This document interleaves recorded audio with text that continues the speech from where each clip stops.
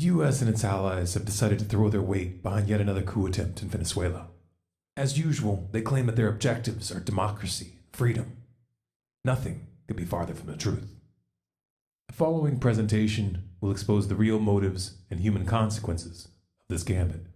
We'll start with a quick rundown of recent events. To fully understand those events, however, will require a history lesson, a background check on the key players. Supporting links, documentation, and updates can be found at stormcloudsgathering.com/Venezuela.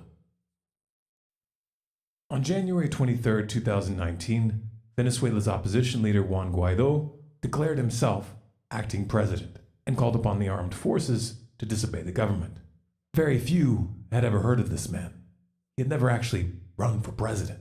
Guaidó is the head of Venezuela's National Assembly, a position very similar to Speaker of the House.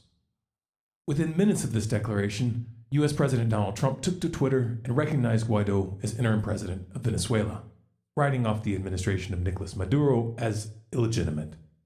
US Secretary of State Mike Pompeo followed by urging Venezuela's military to restore democracy, affirming that the US would back Mr. Guaidó in his attempts to establish a government. They also promised $20 million in humanitarian aid. And to put this into context, Trump is on record saying he is not going to rule out a military option in Venezuela.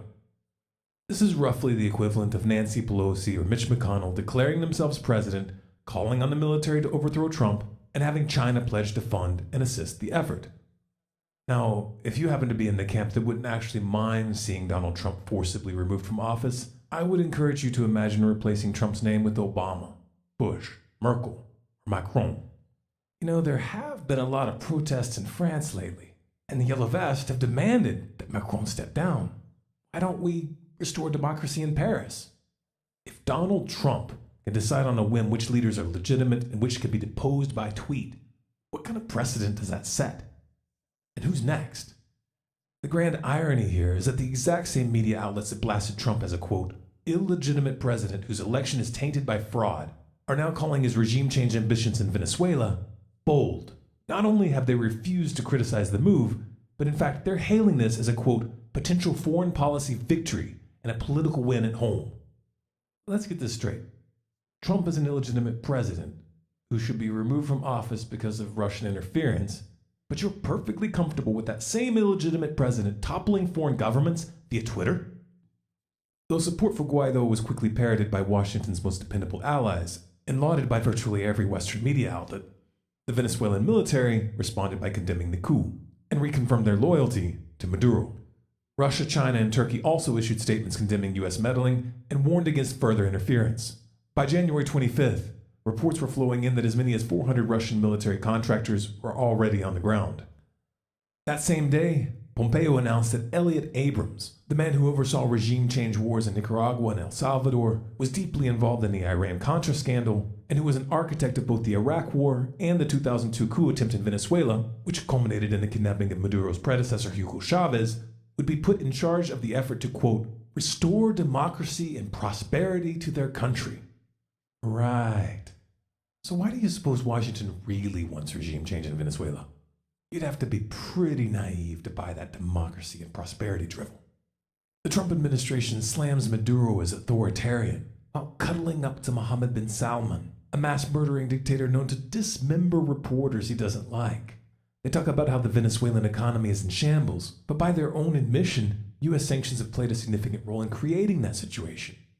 Might the real motive have something to do with the fact that Venezuela is sitting on the world's largest proven oil reserves and that Western oil companies were kicked out of the country? Hey, how about we ask Donald Trump? With respect to Libya, I'm interested in Libya if we take the oil. If we don't take the oil, no interest. We have to have, look, if we have wars, we have to win the war. What we do is we take over a country and then we hand the keys to people that don't like us. I'll tell you what, Iraq, 100% Iran takes over Iraq after we leave. And what really happens with Iraq is they want the oil fields.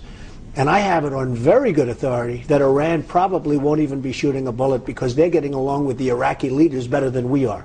After all of those lives and after all of the money we spent. And if that's going to happen, we take the oil. Well, how do you think that would impact our relationship with other Arab countries if we go in and say, hey, we're taking the oil, or at least until we're paid back what we think we've spent? How do you think that would affect the Arab nations? Who cares? Who cares? Maduro's predecessor, Hugo Chavez, nationalized the oil industry and used the proceeds to fund his socialist vision for the country. Now, you could make the case that his vision was flawed and horribly mismanaged. However, he had strong public support for this mandate.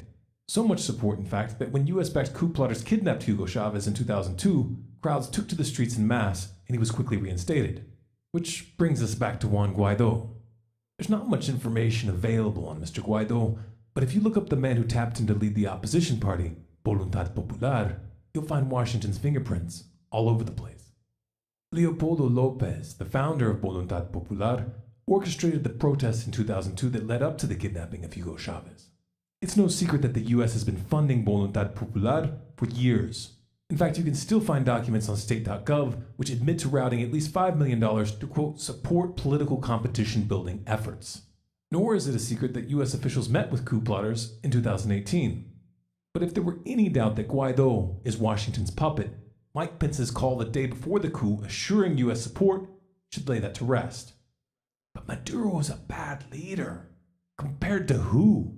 Which paragon of good governance will we refer to as the model? Trump? Theresa May? Angela Merkel? Macron? Take your time. Juan Guaidó never ran for the office he claimed, and the fact that he directly colluded with a foreign nation to overthrow the man who was elected president marks him as a traitor. Juan Guaidó is a puppet. If installed, he will serve the interest of those who bought his ticket. Venezuela's oil industry will be privatized, and the profits will be sucked out of the country by Western corporations.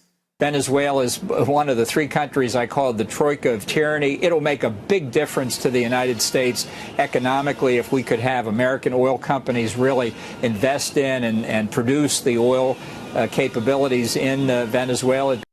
One could make the case that Maduro is incompetent. One could make the case that his economic theories are trash. The same could be said for the haircuts and suits calling for his removal. But the reality of the matter is that unless you happen to be a Venezuelan citizen, how Venezuela is governed is actually none of your business. Given how things turned out in Iraq, Afghanistan, Libya, Syria, and Ukraine, you'd think people would get the hint. When it comes to spreading democracy, you suck. U.S. regime change operations have left nothing but chaos, death, and destruction in their wake. If you want to make the world a better place, maybe, just maybe, you should start at home. Hi, my name's Aaron. I run stormcloudsgathering.com.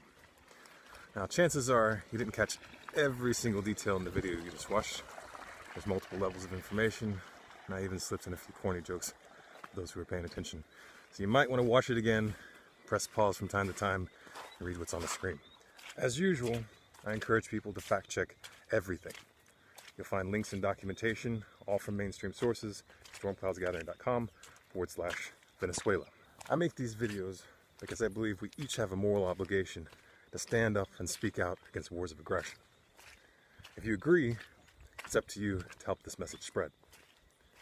Now, in the past, I would tell people to share, to like, comment, follow, subscribe, all that jazz. And this is still a starting point, but the playing field has changed. Social media companies have been cracking down. Anti-war voices have been censored.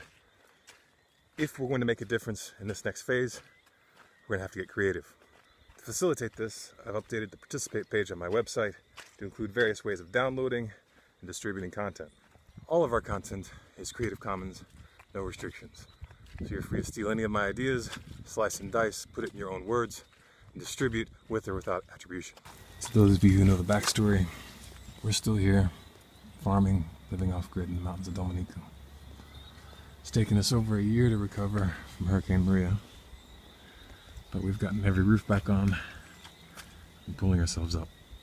I also want to say thank you to everyone who supported our work over the years.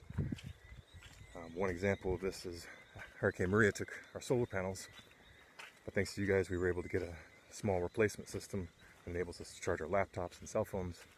And that's why we're able to talk to you right now. Now, this is a very small system, so on cloudy days, and we live in the rainforest, sometimes we have to ration electricity, and it makes it very hard to video edit. So we're trying to save up for a bigger system. If you'd like to help us with that, go to stormcloudsgathering.com/donate.